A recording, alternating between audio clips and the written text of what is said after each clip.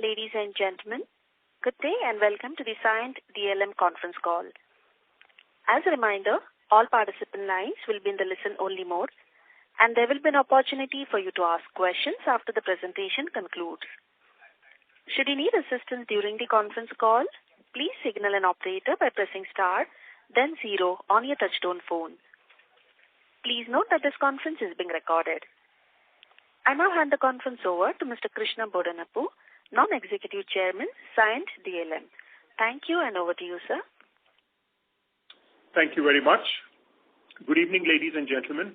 I'm Krishna Bodanapu, Non-Executive Chairman of Cyient DLM, and welcome to Cyient DLM's earnings calls for Quarter 4 of FY2024.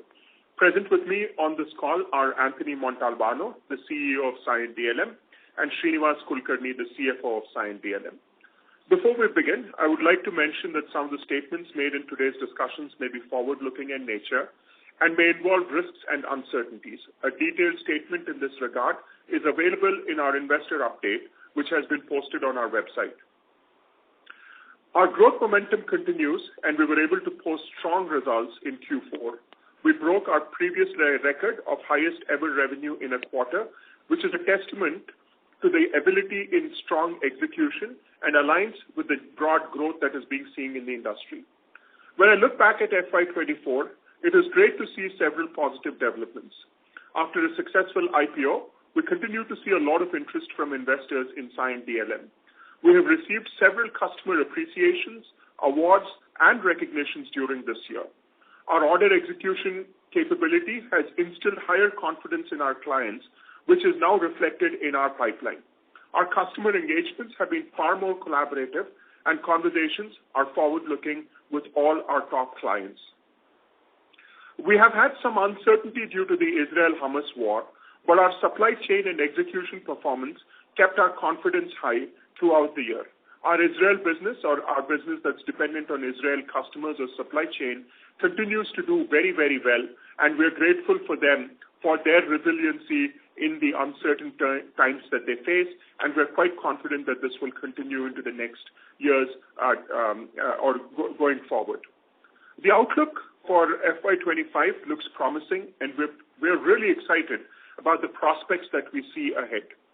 Finally, and most importantly, I want to thank my team, customers, suppliers, and the entire investment community for being a part of Cyient DLM's successful journey in FY24. As we step into FY25, our first full year as a publicly traded company, we will stay ahead of the curve and support our clients in managing the growth that they are seeing. I now hand over the call to Anthony and Srini and request them to walk us through the business updates and financial performance. Anthony, over to you. Great. Thank you, Krishna. So I thought I'd start, and as we finished off our first fiscal year here, I thought it'd be important to give a view on how the industry continues to, traject for us. And so, we continue to get, very strong, what I call, tailwinds from what's been happening in the industry from a global supply chain and solution perspective. This has been referred to as the China Plus One strategy. This is where regions, including India as well as others, are seeing new opportunities. And this is very strong. This has been a very strong driver of business for us, including the specific aspects of what we're seeing in India on the EMS market there in that regard. Even the EMS industry overall is simply massive, right? You're looking at a $1 trillion industry that has a CAGR of 5.4% at that level. With the Indian market growing at much higher rates, which we'll cover here in a minute. And so, this really is an outcome of not just what's happening from a geopolitical and aspects, but also just there's significant technology changes happening across various sectors. This includes EVs, communications, AI, Industry 4.0. So all these factors continue to combine to give us a very robust opportunity to grow in this market. Let's go ahead and go to the next slide.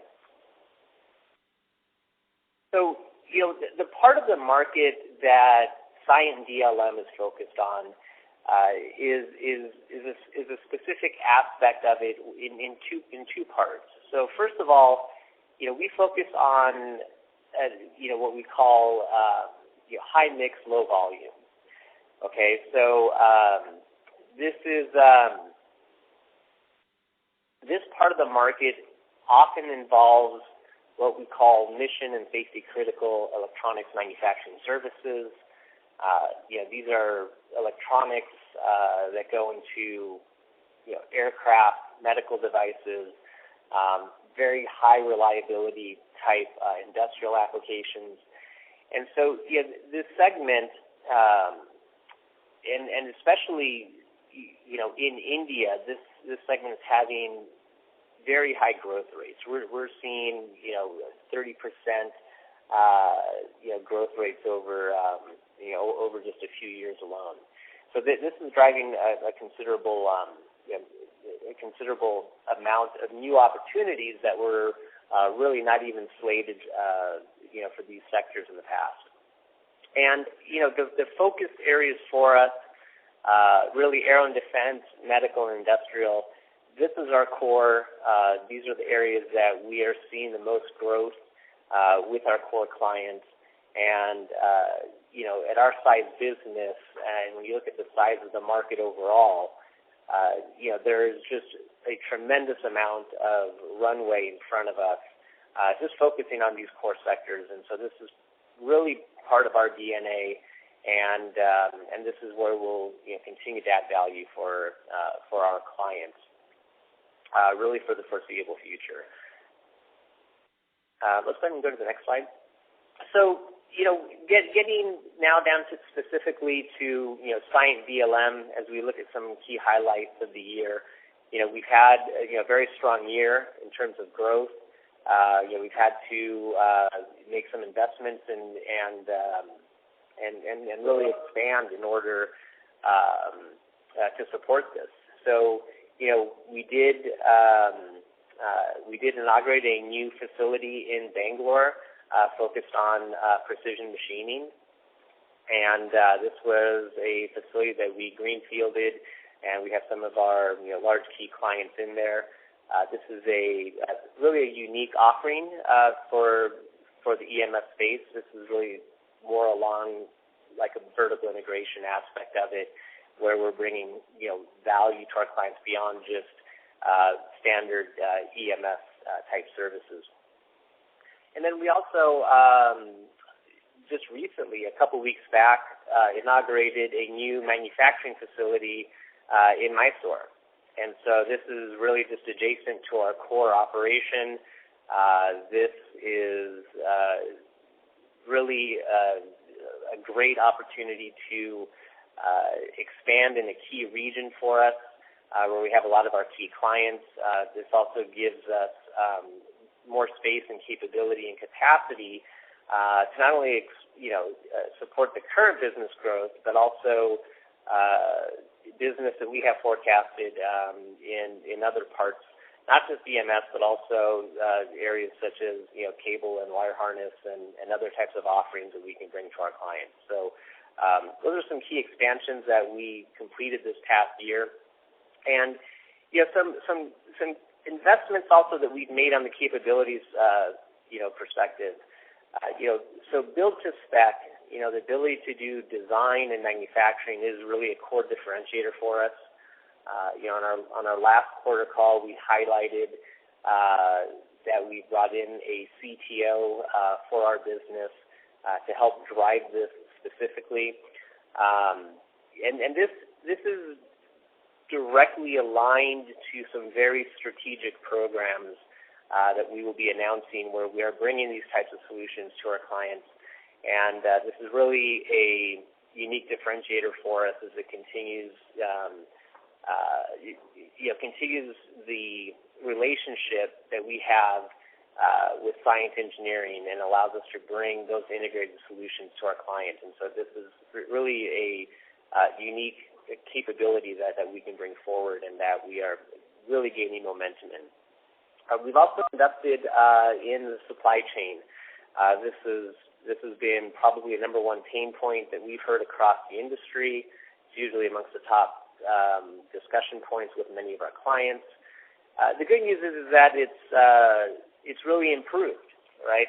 When we look at the outlook, there's still a tremendous amount of focus on supply chain, but it's very different than when it was, about a year and a half back, where there was still uncertainty, and now this appears to be much more stabilized, and that trend and outlook seems to have a pretty broad sentiment. And so for us, though, we have continued to invest in this area so we can actually provide solutions to our clients from a supply chain perspective. That means designing in alternate components. That means being able to work with the supply base proactively and really bring just a higher value offering in there. And so we brought in leadership and also mid-level talent in that organization to really help us lead the industry in that regard.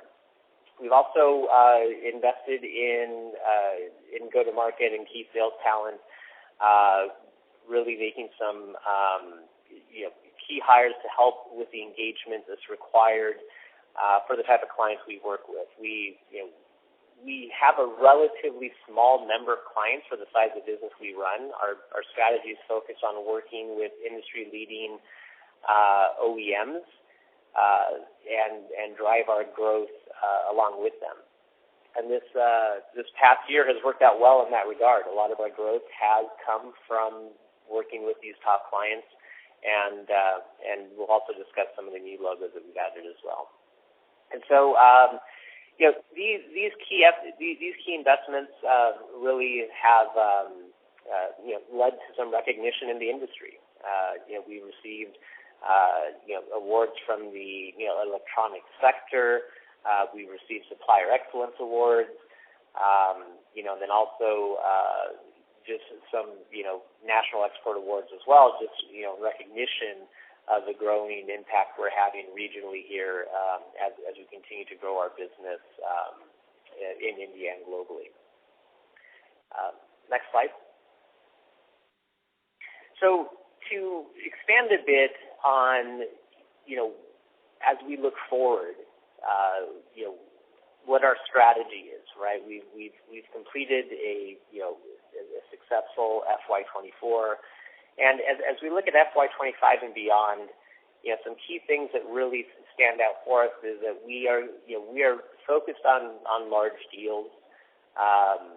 Again, we work with large OEMs for the most part in high-value segments, which we've discussed. And so the transactions that we do with them are in relatively large scale, especially for a company of our size. And this really gets into, more of the, not just the size of the opportunities, but also the depth. We talked a little bit about the, build to specification aspects, enabling design services along with manufacturing. And this allows us to go in and even as we work with our sales team and look at our key accounts and put a robust account planning aspect in play for this, we're really just scratching the surface on many of these key accounts. So we just see these fundamentals as being very strong pillars as we drive the growth of our business. One other part is we also have an inorganic strategy that we are executing well on. And we see this as having what I'd call material impact going forward as we continue to add capability, capacity, and also potential geo offerings. We will be making some additional updates in that regard as soon as we're able, but that is progressing nicely, and excited to bring more updates in that regard soon. And, we'll also continue, I've highlighted the importance of the core industries that we are focused on, aero and defense, medical and industrial. But that being said, we have had opportunities in other sectors, and we will continue to evaluate those. There could be an opportunity there to look at areas like EVs or automotive or communications, where there's a right value profile. We will definitely take a look at those opportunities, and we have, and we have been doing so. So, let's go ahead and go to our next slide.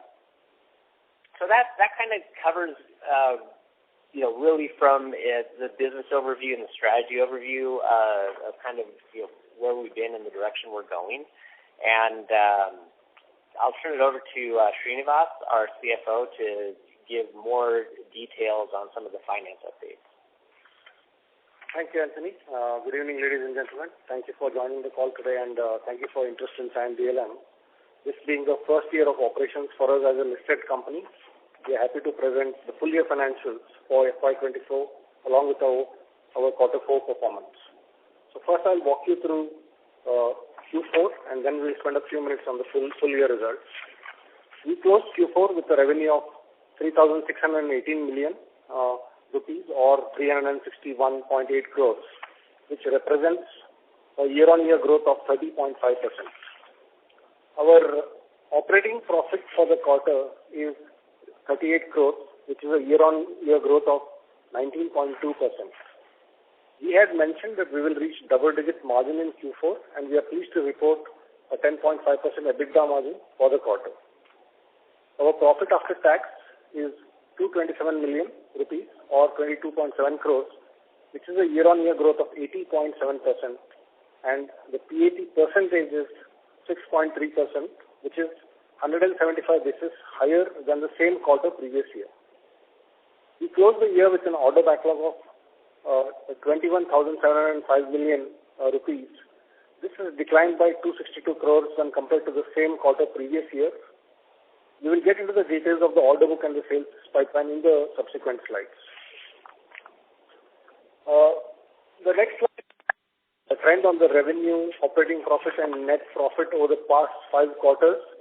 And as you can see in all the metrics, we have a nice trajectory of growth and improvement, which we hope to sustain in the coming years.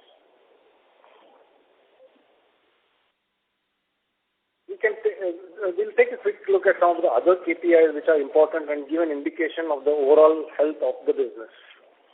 If you see our net working capital, it is at 79 days, which is the lowest it has been in the past 4 quarters.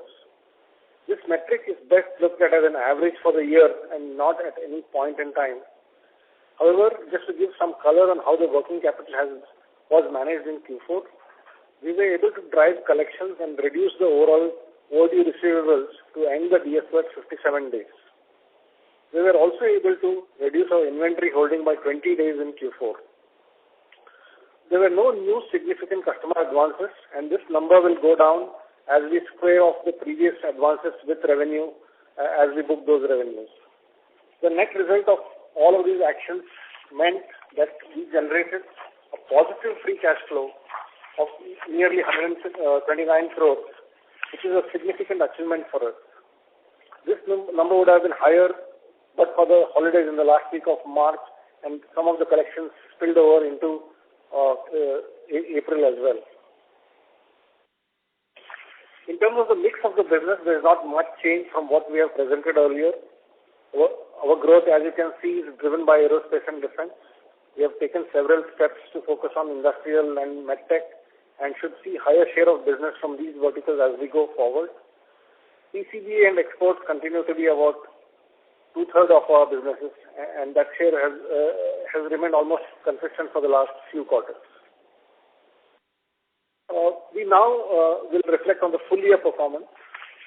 Our revenue for the year is a little shy of 1,200 crores at 1,191.9 crores, which is a growth of 43.2% year-on-year.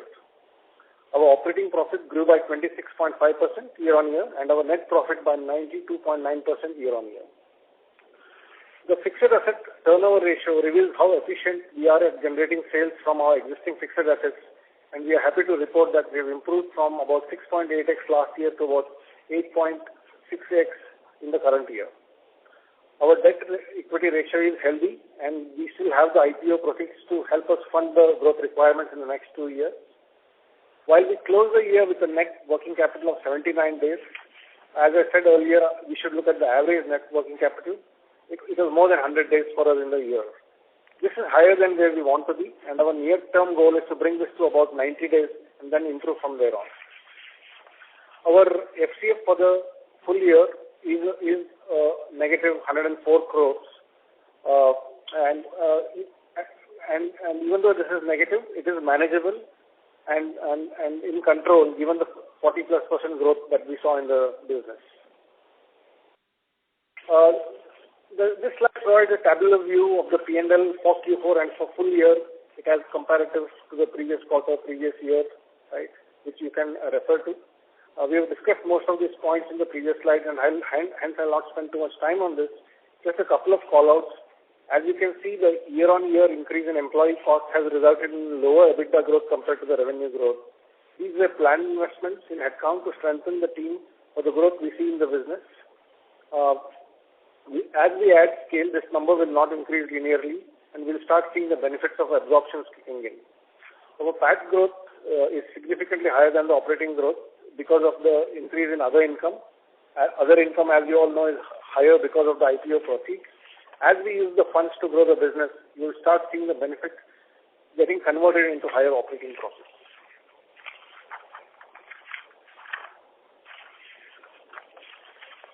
A quick look at the mix of industry and product category and how it changed from FY23 to FY24. Our industry mix has changed in FY24 with a higher share of revenue coming from aerospace and defense industries. While we take advantage of the higher traction we are seeing in these two industries, we remain committed to building a more diversified portfolio, as alluded by Anthony in his earlier slides. We also see the share of our business from PCBA has increased in FY24. We have, as mentioned in the past, do not have any preference on the split between box build, PCBA or other parts of our businesses, as these are driven by specific programs and customer preferences. Our objective will be to maintain and enhance the margins despite the product mix that we are into.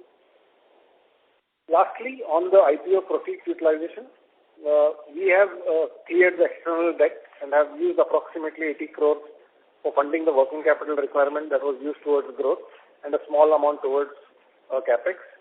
There are no deviations in the usage of funds from the objects stated in the RHP. So with that, we conclude the presentation and open up the floor for questions.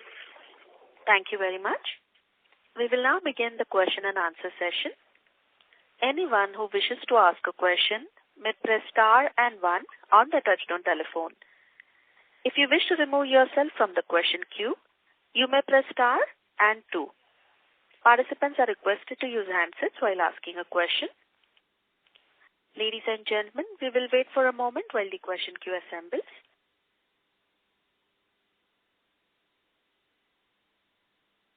We'll take a first question from the line of Vipro Srivastava from InCred Research. Please go ahead. Hi, am I audible? Yes, please. Hello? Go ahead.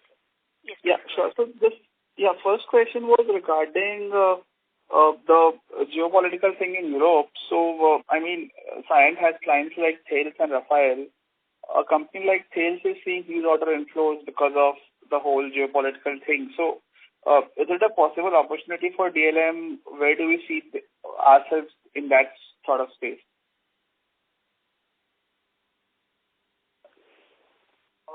So I think you'll have to speak a little slowly. The question was not very clear. If you could please repeat.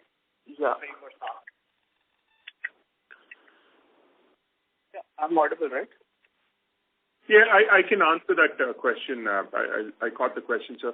So I think there is, in general, there is a fairly significant increase in defense requirements and in defense spend by governments and therefore from our clients. So we are seeing a sort of outcome or direct benefit of some of that also coming through. There's also another element because there's a number of offset type requirements that are also coming from the Middle East region in general, and we're also looking at how we can address those more effectively. But to your point, absolutely, there is just more demand with what's going on in that region, and that is translating to orders for us, both in terms of extension of existing orders, but we're also starting to see some of our pipeline is building in with some of these new orders. New equipment, new type of requirements. Right. Second question was regarding the other current liabilities, which is affecting the cash flow statement. So it has that has gone up sharply. So how do you see this shaping up for FY25? I guess it's because of advances from customers. So it has declined. So how do you see it shaping up for FY25? I think we will continue to see the headwind of lower customer advances even as we get into FY25, right? I think that's just the nature of the business. As we move more into non-India businesses and the growth driven by those industries, there will be that. But I think the way to manage that is to sort of control the inventory, right? I think number of days we've had some success in Q4 reducing the inventory days, and we hope to sort of sustain from that going forward.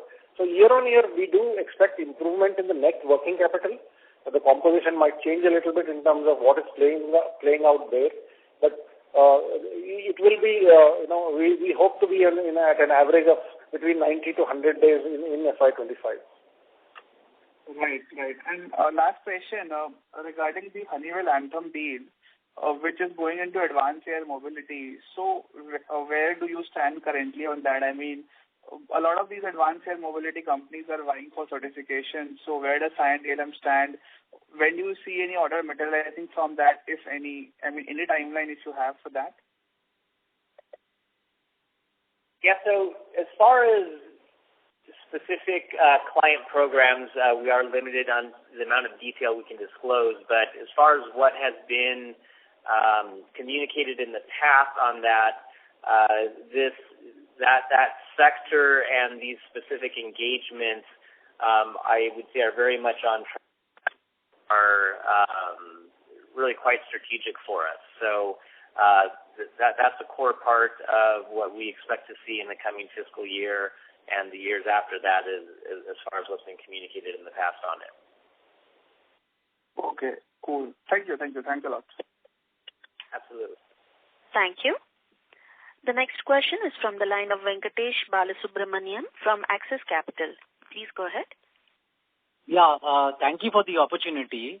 The first question is, when you ended FY23, you had a backlog of almost 24 billion, which was basically order backlog by sales of almost 2.9 times. Now, when you're ending FY24, you're at a backlog of 21.7 billion, which is an order backlog of sales of around 1.8 times. While I understand you have these long-term framework agreements with clients, especially somebody like Honeywell, does the fact that your backlog, your first of all order wins in the current year has been much weaker? It's been half the order win that you won last year. So that is why your backlog is weaker.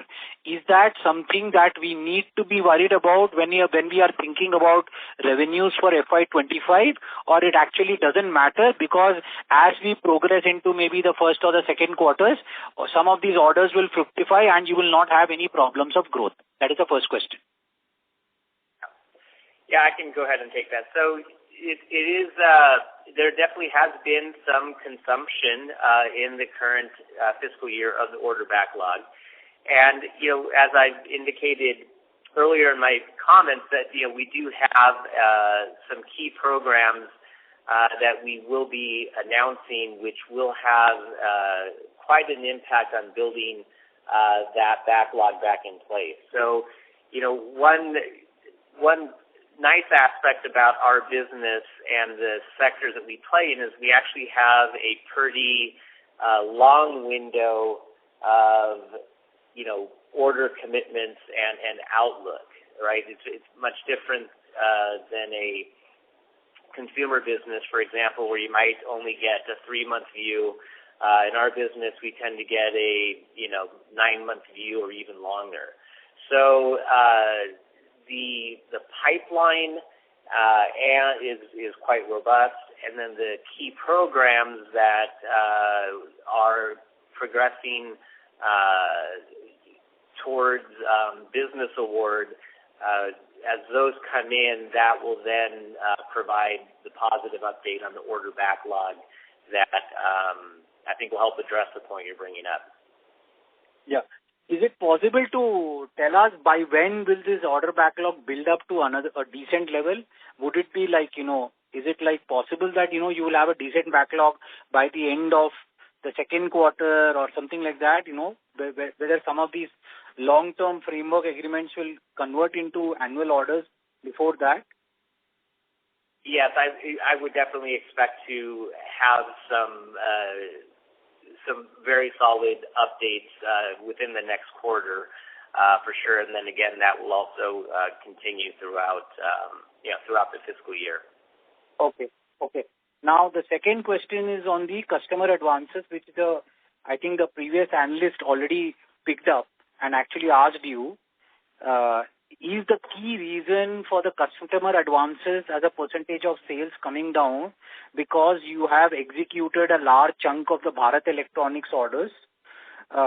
Is that the reason why these customer advances have come down?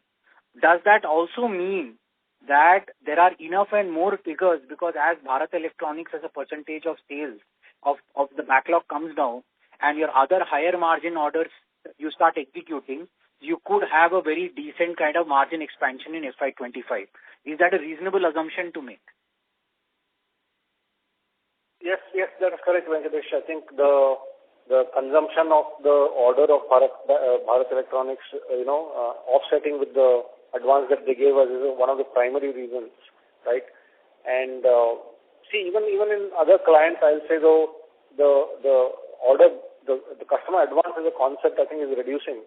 I think 2 years ago, when there was significant pressure on the supply chain, I think there was a tendency to sort of accumulate inventory to secure the inventory, right? And customers were happy to give those advances to us. But that as the supply chain is easing out, we will see that the number reducing. What we should see as a corresponding offset is also that inventory days reduces for us, right? That is one part of the question that you asked. On the other one, yes, absolutely. As the mix of the business changes, if you get the other customer orders in place of orders like the one we spoke about, yes, the margins will expand. But we are continuing to work. It's a key client for us. We will want to continue working with them, right? And so, but as a mix, as a percentage, will definitely not be as high as what it is today. Okay. One last question from my side. I don't know if you want to answer this question. Any indication of potential guidance of revenues or margins for next year that you would like to communicate, or is it something you don't want to talk about? I think Venkatesh will maintain that on a 3-year basis we will have a 30% sort of a CAGR in the past, right? And we'd like to just stay with that at the moment. Okay. Thanks a lot. All the very best. Thank you. The next question is from the line of Meet Jain from Motilal Oswal. Please go ahead. Yeah, sir. Thanks for the opportunity. So as the previous participant earlier mentioned that because of reducing order book consumption of AEL, our margins are going to improve. Also, in previous quarter, we mentioned that all the strategic investments has completed. So can we assume that from FY25 onwards, we will have a good around 11%, 12% kind of margin which we are used to achieve in FY23? Yeah, we do have a line of sight to improve margins from here on, but that will be on a full year basis. We will have some sequential sort of softness in the first couple of quarters because of the way the business is, right? I think we have roughly, if you see our business, 45% of our revenue comes in H1 and about 55% in H2. So on a full year basis, yes, your assumption is correct. It might not increase as much as you are saying, but we'll definitely see a line of sight of improving the margins from where we are today. Okay. So another question is on our revenue mix this quarter. Like we are seeing a higher growth in defense segment, like almost 78%. So can you just bifurcate this between the international orders or domestic orders? And is this also includes the BEL orders? Can you please ask the question again? Your voice is not very clear. So I was asking this revenue mix, which we shared in our presentation, that 56% is being contributed by the defense segment, and which also saw growth of almost 78%. So can you bifurcate this between how much is the international mix and how much is the domestic mix? No, I think our export to domestic ratio is 2/3 to 1/3 today, right? 1/3 of our business is domestic. We see higher wins from exports, so we see that increasing. It's difficult to give a percentage prediction of where this number will land next year, but we see higher traction in the export business. No, so I want to ask you, what drove a strong growth in the defense segment? Like it increased to almost 56%. No, we are not able to understand you. The voice is really muffled. Sorry. Mr. Jain, can you please use your handset mode? Am I audible now? Hello? Sir, are you able to hear her? Is it better? Yeah, go ahead. Yeah, so I just want to ask, our defense segment this quarter grew significantly by almost 78%. So what was the main reason, like any big order execution happened? Was it international or domestic? What is driving our defense growth? So the defense growth is, at least the part that we're seeing right now, is being driven by some of the opportunities that we have in the Middle East and in India. That's driving it today. Okay. So thank you so much. Thank you. We have our next question from the line of Rakesh Wadhwani from Monarch AIF. Please go ahead. Mr. Rakesh Wadhwani. Yes. Hi, am I audible? Yes, please go ahead. Thank you, team, for the opportunity. Sir, can you talk, sir, a few data point questions. Can you please tell us the amount of customer advances for the year ending? Absolute amount? No, what did you want? You want the number of advances? Amount of customer advances to what?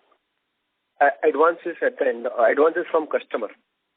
So last year that number was 202 crore, which is mentioned in the balance sheet schedules. So what is the number for this year? I think so we've reflected that more in terms of 25 days, right? So yes. I'm sorry, sir, you're not clearly audible. No, sir. Can you come closer to the microphone, please?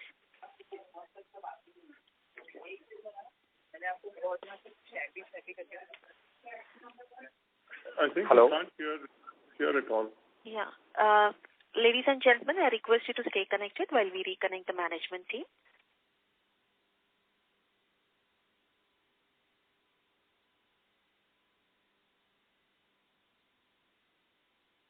Yes, we have the management team back on call. Sorry, sir, we can't hear you again. No, we were waiting for the question. Sorry. Okay, sorry. Mr. Wadhwani, can you repeat your question, Yes. Sir, last year in the balance sheet it was mentioned the advances from the customer was 202 crore. Can you please talk about that number at the end of the year, end of this year? What is that number? Yeah, I don't have that number readily available with me. We have reflected that at the end of Q4 we have 25 days of advances, so we can do a quick math from there backwards. If you want separately, we can connect and I can share that number with you. Okay. And sir, second question on the IPO funds that we raised. So this year we utilized 79 crore for the working capital purpose. Just wanted to know what will be the future treasury, because from next year we will be on. So this is we'll be earning good profit. This year also we earn profit. Next year we'll be earning profit. So the major chunk of the working capital requirement that is required in the coming years will be funded from the internal resources only. So there will be always huge amount of like 150 to 100 crore cash on the books every time. Is there any thoughts on that? No, I'm really unable to hear. I don't know if it's the audio at our end. Sorry about it. I think I got the gist of your question. You're basically asking what is the trajectory of the net working capital. Is that what you want to understand? Yeah, I just want to know what the utilization of IPO funds in the coming years. Can you use your handset mode, please? Yes, sure. So just wanted to understand the utilization of funds in the coming years, because there will be a huge amount of cash in the books as we are progressing, making good amount of profits. There will be a huge cash flow also inflow. Yeah. So we have consumed about 100 crores of cash this year, right? And then when we went IPO and we put on the proceeds, right, we had about 300 crores roughly earmarked towards the working capital requirement. Then we have certain other objects of the issue earmarked towards M&A and some for general corporate proceeds. Whatever was earmarked towards repaying the external loan, we have already done that. So a lot of the money that is left in the books now from the IPO proceeds, I think half of it will go towards the working capital usage, and the remaining towards capex, general corporate proceeds, and M&A. Okay. Sir, any guidance on the working capital? I think you mentioned 90 to 100 days net working capital cycle will be maintained at the end of FY25. Is I understand correct? Yeah, that is correct. Yeah, okay. Thank you. Best wishes. Thank you. Ladies and gentlemen, we request you to please use your handset mode while asking a question. We'll take the next question from the line of Deval Shah from RBSA Investment Managers. Please go ahead. Hello. Yes, Mr. Shah, please go ahead.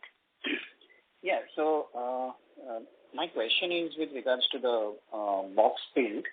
So I understand that it is a reflection of the order book, but it has fallen from 35% to 25% in this year.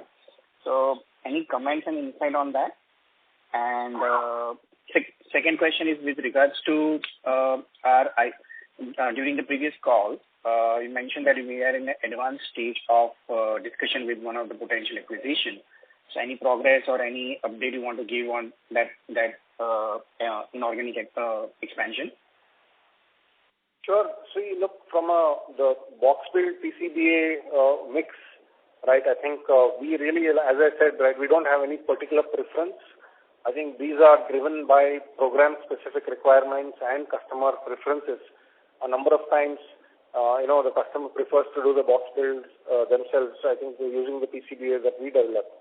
From our perspective, frankly, there is no difference in the margins we make on a box build versus a PCBA, and we are happy to sort of help the customer with whatever they need, right? So we don't have a preference one way or the other. I don't think we should read too much into that mix change. I think the only variable in that is the cable harness. As that business increases, you can start seeing better margins because that business comes with higher margins because it's more headcount intensive, right? So between PCB and box build, I really not read too much into that one, right? That's one part. On the second one, I think the progress is well. We are still in the process, so we really can't tell you at what stage we are in, but it's progressing well. Anthony, you want to add anything? Yeah, exactly as Srinivas highlighted.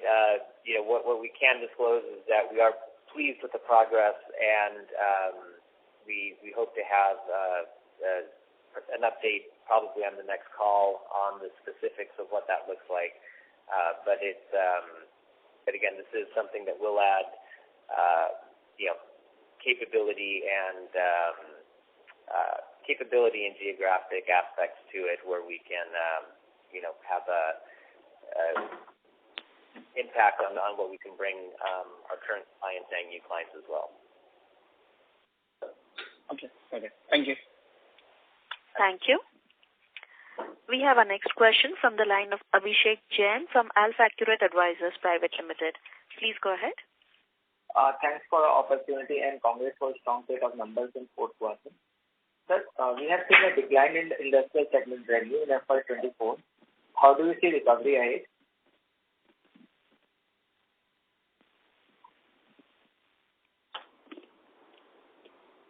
Can you please say that question again?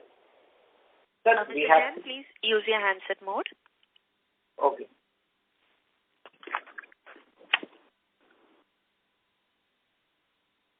Hello? Are you able to hear me? So, sir, we have seen decline in the industrial segment revenue in FY24. So, how do you see recovery ahead?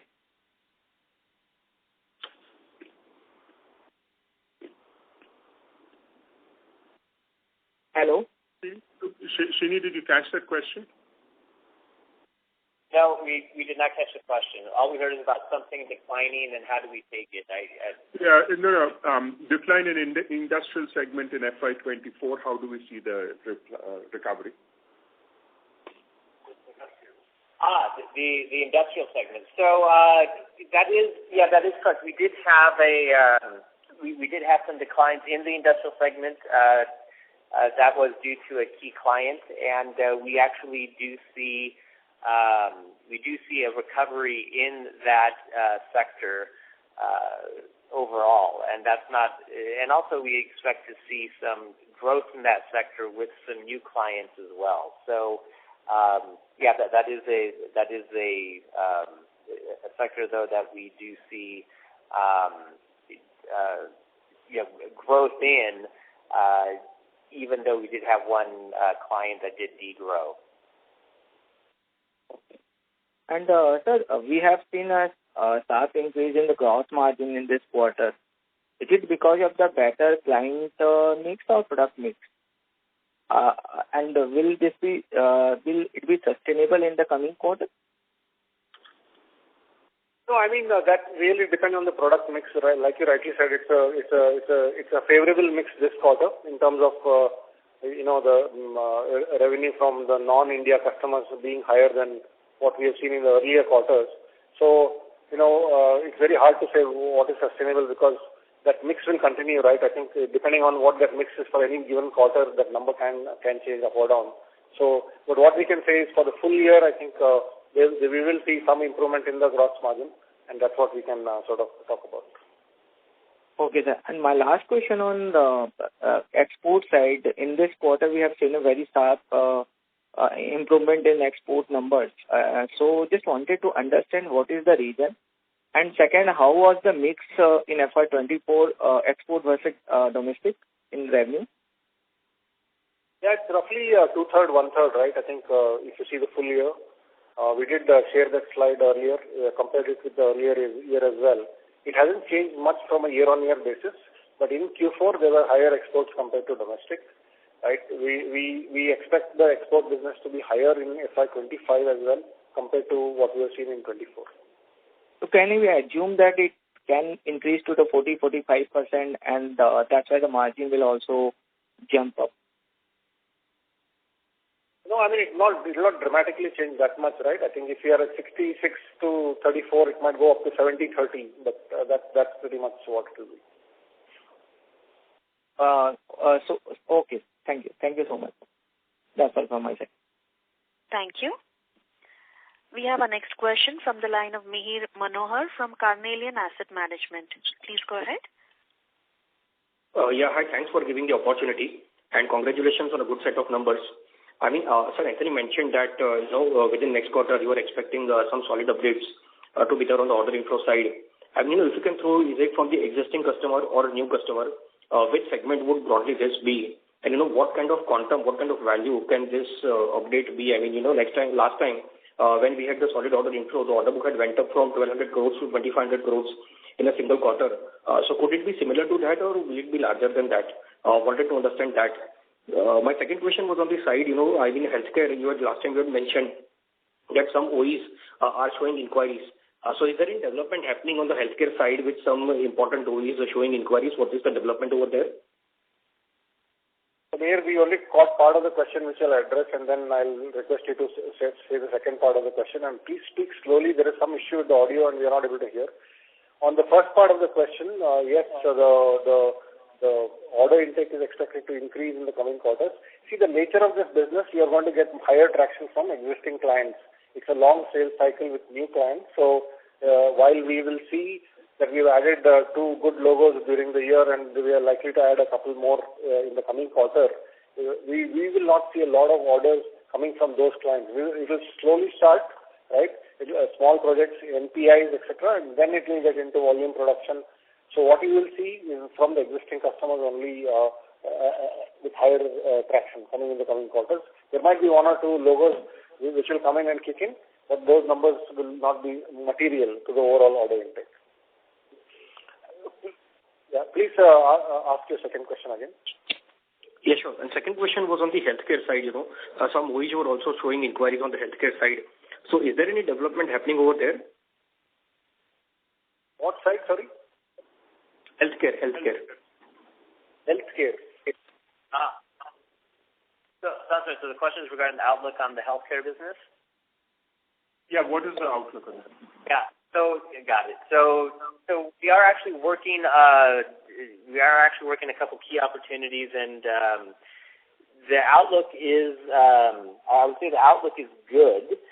This is a smaller share of our makeup today, but we will be announcing a key client, and there is definitely some what I call significant upside potential with that. But again, that segment is one that we have focus on, and we expect to see some progress throughout the fiscal year, and you'll see more new logos come in that segment as well. Sure, that's helpful. Wanted to understand what is the Bharat Electronics order book value currently at the end of FY24? You mean the margin across the specific segments? No. Just the absolute value of Bharat Electronics order. About $55 million that is left in the order book. $55 million. Okay. Yeah. And what was this at the start of the year?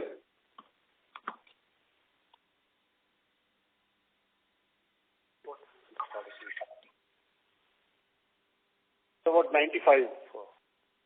Okay, sure, understood. And just one last question on this. How are gross material margins, which are there, that is after the material cost, they are roughly 21-22%. So how are, at the company level, how are material margins different for Bharat Electronics contract? So we just can't hear you, and we also can't disclose customers. How are the margins different for the BEL contract compared to the rest of the contract? Yeah, it's substantially lower. We can't get into specific numbers, unfortunately, and disclose a margin, but it's substantially lower than the rest of the business. Sure, understood. Thank you. And just one last question. We have repaid the borrowings in second quarter FY24, which is there in the presentation. But however, the finance cost still remains at 8.5 to 9 crores per quarter. So just wanted to understand, why is that the case? No, please look at other income and finance costs together, right? I think there have been some. Look, we have 2 kinds of loans. There's an internal loan and an external loan, right? And the repo rates have changed, and that's definitely one of the reasons why. And while we have cleared the external loan, internal loan is still in the books, and we have to keep it at the market rates, right? Plus, we've had some one-time forex loss that we have taken in the finance costs as well. So those 2 factors have, but we'll see that going down as we move along in the next year. Okay, so basically the forex adjustment is happening in interest costs and not other income. No. Okay. Sure. Just one last thing on this, on finance cost. Can you just clarify, what was the external debt and promoter debt that was sitting on the books before the IPO, and after the IPO, what is the promoter debt and external debt which is sitting on the books now? So we had roughly 160 crores external debt before the IPO. We have 0 as of now. Oh, understood. Yeah, that's it. Thank you that's it. Thank you. We have our next question from the line of Deepak Poddar from Sapphire Capital. Please go ahead. Yeah, am I audible, sir? Yeah, Yes, Mr. Poddar. Please go ahead. Thank you very much for this opportunity. So first up, just wanted to understand, clarify, you mentioned, I think 3 years we are looking at 30% CAGR growth. So here we meant revenue, right? Yes. Oh, okay, fair enough. And you also did mention that on the margin front, we do expect to improve on a YOY basis, but it will not be as high as 11-12%. If you have to see next 2-3 years aspirations, so any EBITDA margins aspiration we have that in 3 years, this would be our aspirational margins that we would want to see for our company? Our aspiration is to continue to grow the margins. Like I said, there are a number of factors that play into what goes into the margin, which is basically the revenue mix, the sort of business that we do, and also the other engagement terms like the working capital norms, etc. Right? We could tomorrow get into a business which is again low margin but has very good working capital terms. So our decision making will be, the return on capital employed rather than margins, right? But with the current set of other variables, we expect the margins to improve. Right? I will not give a specific number, but we should see a year-on improvement. Fair. And what would be our vision on ROC? Return on capital employed in 3 years? We want to get to about 15% initially, right, within a couple of years, and then from then on to about 25% in the steady state. 25% in 5 years? Yeah. Okay. And we have been quite vocal about our inorganic strategy, right? And I think it would be at a decent stage as we plan to have some update by the next quarter. So what's the size we are looking at in terms of revenue, the acquisition that we are looking at? What is the range or the size that we are looking at? Our sweet spot is anywhere between $40 to $100 million in terms of annual revenue for our size, right? We will not be able to give a specific size for the couple of targets that are in question right now. But from our where we are today, I think anything that's in excess of 40 million up to 100 million is in the sweet spot for us. Fair enough. And just one last thing on the R&D front. Annually, what sort of R&D costs that we incur? We do not have any R&D costs on the books. And I think anything. Do we have to spend anything on the R&D front, or is not required as per our business? Not by design for the build to print work we do. In case of the build to spec work where there is design involved, there might be some upfront investments, but right now that's not material. Okay. Fair enough. I think that's it from my side. All the very best to you. Thank you so much. Thank you. Thank you. We have our next question from the line of Vinit Agarwal from Aditya Birla Money. Please go ahead. Yeah, good evening, team. Thank you for the opportunity. And congratulations on good numbers. So I have a couple of questions. First is, if I understand it correctly, on the export side or defense side per se, Middle East tension is driving growth. So as these things normalize, then can we expect some softness on the defense orders or growth? No, I don't think the growth was driven by the tension in the Middle East. I think in general the defense spending is going up throughout the world. Right? Yeah, no, exactly. We've been executing on a good-sized defense contract, and the recent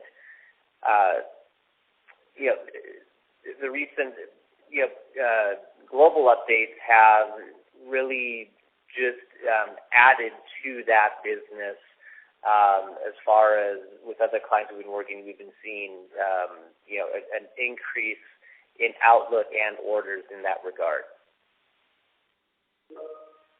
Okay. And second is, apart from aerospace, defense, and medical segment, any other sector or any other segments where we are focusing on 2 to 3 years down the line? Yeah, so really, medical and industrial are... I'm sorry, sir, you're sounding very distant. Sorry.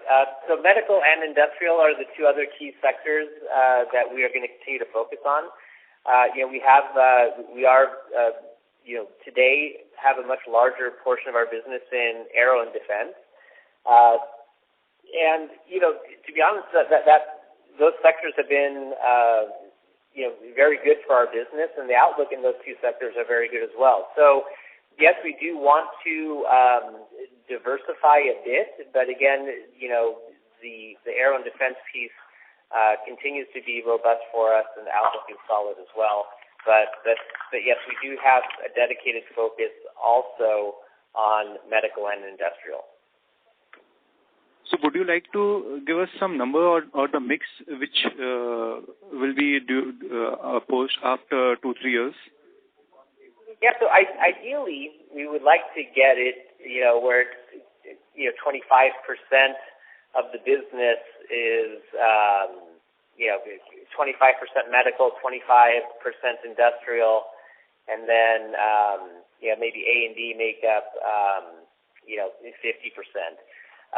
That I would say that's probably a guess of where we would like to be in in about 2 to 3 years. Okay. Thank you so much, and all the best. Thank you. Thank you. Ladies and gentlemen, we'll take that as the last question for today.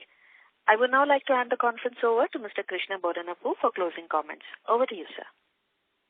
Thank you very much, and thank you very much to everybody for joining this evening. As you saw, the performance in Q4 was quite robust, and so was it for the year. Like I said, and I think like Anthony and Srini also reiterated, we're very confident in what lies ahead. We're seeing a very strong pipeline. The macro supports our business.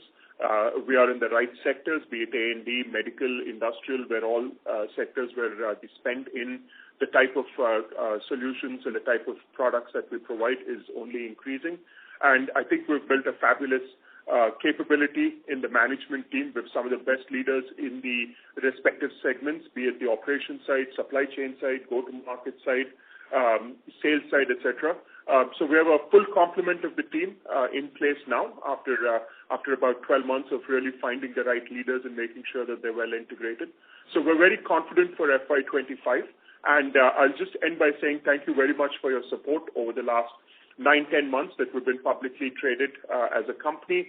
This is our first full financial year, and I'm very sure that you will be pleased with the results we will again deliver, not just for this year, but also create a pipeline and a backlog that will take us into the same trajectory into the coming few years. Thank you very much for your support. Have a good evening, and we'll speak again next quarter. Thank you, sir. Ladies and gentlemen, that concludes this conference. Thank you for joining us, and you may now disconnect your lines.